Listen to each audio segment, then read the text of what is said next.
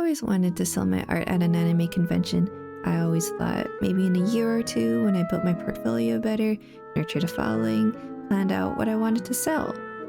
Well, psych! Good news, Chu, your dream is going to come true in a few days, and you're already late to prep because you typed the wrong email into your application and missed the acceptance letter. So yes, I'm gonna be a vendor in a few days. Well, kinda. The convention I'm selling at is ANIREVO Vancouver, but you might be looking at the ANIREVO vendor list and realize, shoot, your name is not on the vendor list. And you're right. Let me explain. It all started one day when a friend showed me that SFU's School of Interactive Arts Technology was taking applications for an artist consignment opportunity at ANIREVO Vancouver. I, being someone who always really wanted to start selling my art at conventions, saw this and I thought, why not?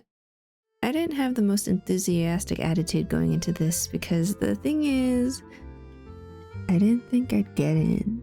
First of all, I had no affiliation with SFU, a very small catalog of art, and no experience selling at all.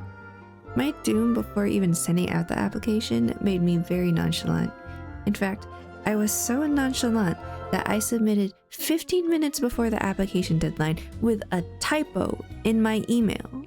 I only realized when I got a friend request wondering who on earth could possibly have my @ only to suddenly remember. I figured it out in the end, and now I'm a consigning artist at SFU SIAT'S booth and the proud owner, of 8 square feet of board space at ANIREVO. Just for clarification, since this is a consignment, I'm not actually going to be the person doing transactions. Heck, I'm not even going to be the person physically working in the SFU booth during the convention days. I'll simply be around as a con enjoyer. Of course, as with anything to do with me, I have a few problems. 1, I don't have a lot of artwork that I'm super duper proud of. 2, I've never sold any product before, so I have 0 inventory. 3, I don't have a stall design, branding, or any sort of marketing. And 4, because of my email mishap, I had to start prep 4 days down. And okay, I know 4 days isn't that bad, but when you're this close to a convention, for me, I need all the time I can get. So, in typical Chu fashion, I made a to-do list. Prepare 2 new artworks, line up a print supplier, create my backboards, make my catalogs, prepare my socials, deliver, and try to survive. Sorry, I forgot to mention, since I realized I was selling so close to the convention day, I didn't book any time off from my normie life. So let's catch a glimpse of my calendar. So the convention is here, the day I was supposed to receive the acceptance letter was here, and I didn't realize until here. That meant for the next few days, I had to go from my minimum wage job to my negative wage job. Oh, and I also had to get my wisdom tooth extracted. This speed paint here is me tackling the first thing on my to-do list, making new artworks. For this convention, I made a whopping 2 new artworks. This first one is of Frieren and Himmel, and I kind of cheated because I actually started this one 2 months ago and never got around to it. The second one is of Himiko Nova because she just released. I titled this piece A Cosmic Cup of Coffee. I was inspired to LARP as a Hoyo sponsored artist by all the fan arts I've been seeing. To dream. I was definitely really slow at making these drawings. I planned for a 2-day allotment and it ended up taking me 4 days. Honestly, these pieces were kinda tricky to make, but this trial couldn't have prepared me for what came next. I made a call to a local print store in my area to ask for a quote. I've gone there before as a high schooler and I was pretty satisfied with how the print turned out. I get there and I don't like the colors. I felt really bad because the employees were really nice and they were trying to teach me how to properly do bleed over the course of 2 days because I kept on doing it wrong. But at the end of the day, they couldn't do anything about how their printer was affecting the colors, so tragically I had to try other print shops. Really quickly while we're on this topic, I was in a real pickle about the print colors. I've tried multiple print shops already, but I couldn't get exactly what I wanted. I then remembered I know someone who makes really good prints. Shoba! He's also going to be boothing at ANIREVO. He has amazing stuff, so please check him out. This is basically the gist of what he told me. Printers have a tendency to make your image darker and less vibrant. So to combat this, increase the brightness of your image and boost the saturation. I also had this verified by a local print shop owner who told me the difference is because when you look at your artwork on a monitor, there's a backlight.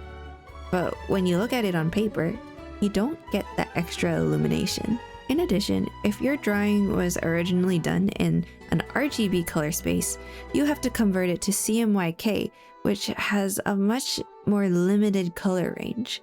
So in my case, I had to compensate a lot because my pieces use such moody lighting. For example, here's the original RGB, here's the CMYK conversion, and here's the edits I had to make so you can properly see it on print. Maybe I just make my pieces too dim in general. This whole print fiasco was a real setback because initially I planned my print shop scouting to take at most 2 days. Instead, it took me 7 days where I couldn't do anything else because I spent all my free time trying to edit my drawings. In the end though, I think the prints turned out really well. The last print shop I went to was very lovely, and the owner helped me test many different samples to make sure I could get exactly what I wanted. I don't think I would have been able to get my product printed without him. So big thank you again to Shoba, and big thank you again to the local print shop owner who helped me. Now that I got this sorted out, hopefully these physical manifestations of my drawings can be something that people will be able to enjoy fully. Moving on because I still have a lot of things to do. Backboards! I need one, and I'm on a tight budget, which means a trip to the dollar store. And alright, now that I have my supplies, abracabam! And it's fine if it looks a little bit like a science fair board because most of it is going to be covered by prints anyways. Here's my catalog if anyone's wondering. So that brings us to today. I'm making this video for my marketing plan while hoping for the best. The convention hasn't happened yet, so right now I'm about $508.52 down the hole from all the supplies, prints, and fees that I had to pay. So I've drafted a few different scenarios for what I'd have to sell to break even. So I would need around 29 individuals to each buy one poster print, around 64 individuals to each buy one mini print, around 15 individuals to each buy the buy two get another free mini print deal, or one individual to buy 14 poster prints, 32 mini prints, and get 23 mini prints free. If I'm being honest, I fully expect to come out of this in the negatives. But it's a dream of mine to at least be able to experience selling at an anime convention, and this might be my only shot. For me, I'm determined to define success here as simply trying. That being said, I will be making a follow-up video for the curious. I'll talk about how everything went, from setup to sales, and my overall experience. If you happen to be going to ANIREVO, I'd greatly appreciate it if you stopped by my small consignment stand. Your intentionality in finding my work out of the sea of other amazing artists means the world to me. As for me, I may not be manning any booth, but I'll be attending ANIREVO as a fan of all the fascinating works around us. You might not know it's me, but maybe we'll cross paths. Until then, take care, and I hope to see you soon.